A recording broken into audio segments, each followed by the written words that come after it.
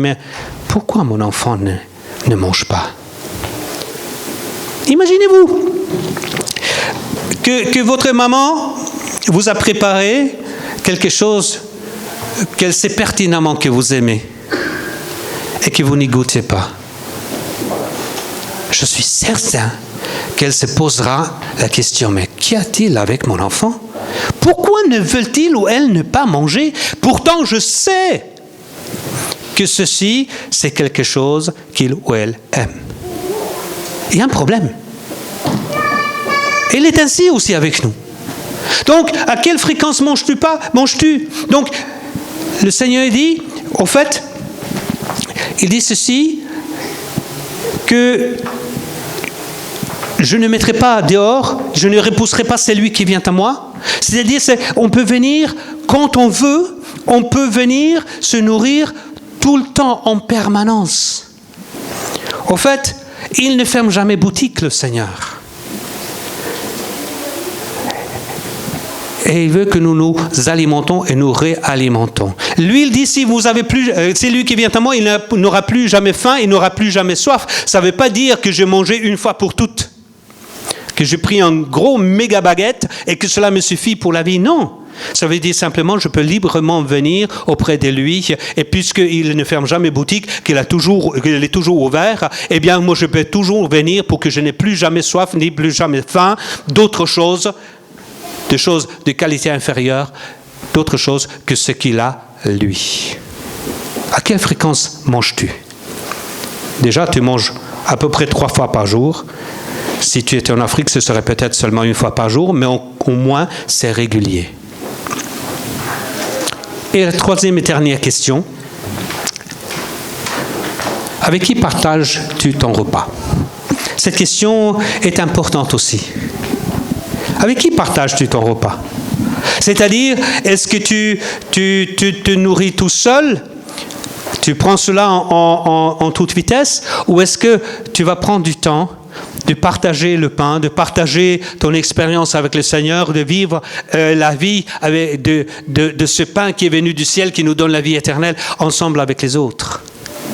Ou peut-être le même partager avec ceux qui ne l'ont pas encore entendu. Dans Ésaïe 58, il nous est dit, partage ton pain avec celui qui n'en a pas.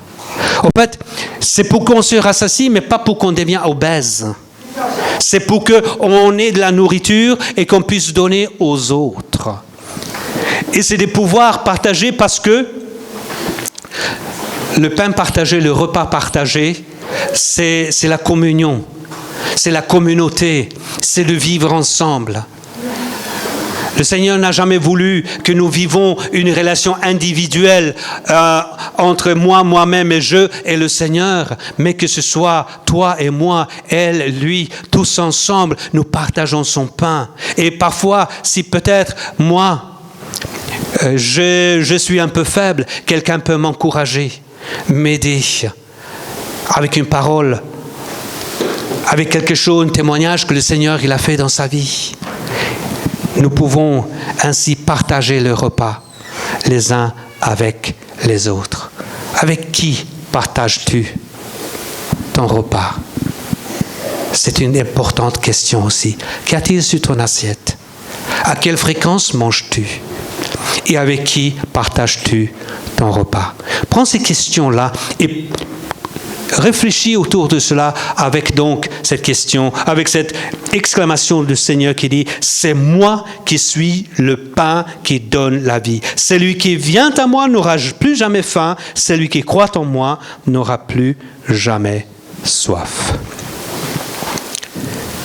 Et pour terminer, je vais simplement dire que si tu as l'habitude de manger de ce que les Américains appellent junk food. Junk, ça veut dire ordure, c'est-à-dire de choses qui ne sont pas bonnes. Si tu as l'habitude de te nourrir de choses qui ne nourrissent pas, si tu as l'habitude de te payer de l'argent pour que ce qui ne rassasie pas, eh bien, aujourd'hui, tu peux prendre une décision par la grâce du Seigneur de changer de régime.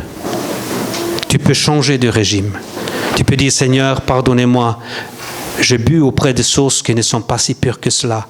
Je mangeais des choses qui ne sont pas si bonnes que cela. Et aujourd'hui, tu me proposes le pain qui me rassasie, l'eau qui est pure, l'eau de ta grâce, l'eau de ton amour, qui fait que je n'aurai plus jamais soif. Seigneur, je vais changer de régime. Je vais changer ma façon de m'alimenter. Je veux me donner toutes les possibilités de vivre une vie pleine, une vie saine. Pour cela, mon ami, je te dis, il faut venir au Seigneur avec un cœur sincère. Et parfois, il faut se repentir. Il dit, Seigneur, pardonnez-moi. Repentir, ça veut dire faire demi-tour. Seigneur, pardonnez-moi. Pardonnez-moi de m'être alimenté d'une mauvaise manière. Donnez-moi toujours ce pain-là. Je le veux sincèrement.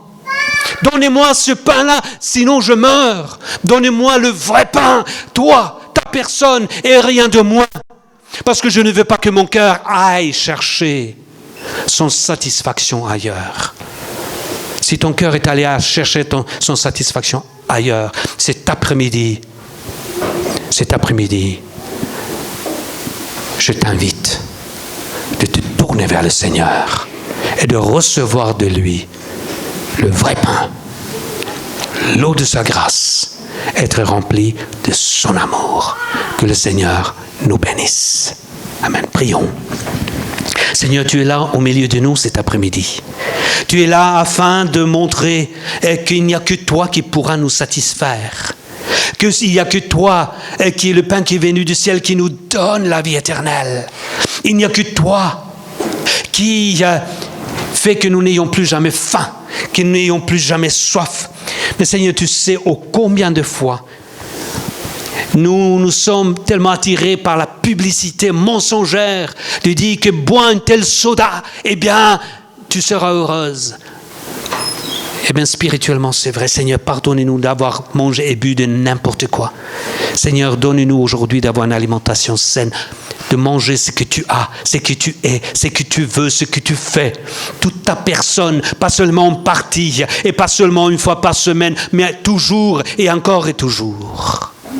Seigneur, tu vois s'il y a quelqu'un ici cet après-midi dont le cœur se laisse satisfaire avec des choses moindres que toi, je te prie, touche ce cœur-là et attire cette personne à toi. Seigneur, aide-nous de ne jamais nous satisfaire avec des choses inférieures lorsque toi tu nous donnes ce qui est suprême, ta propre personne, comme nous l'avons chanté. Tes mains ont été percées pour mes mains. Ton cœur s'est arrêté pour que mon cœur soit sauvé. Que ton nom, Jésus, soit loué. Amen.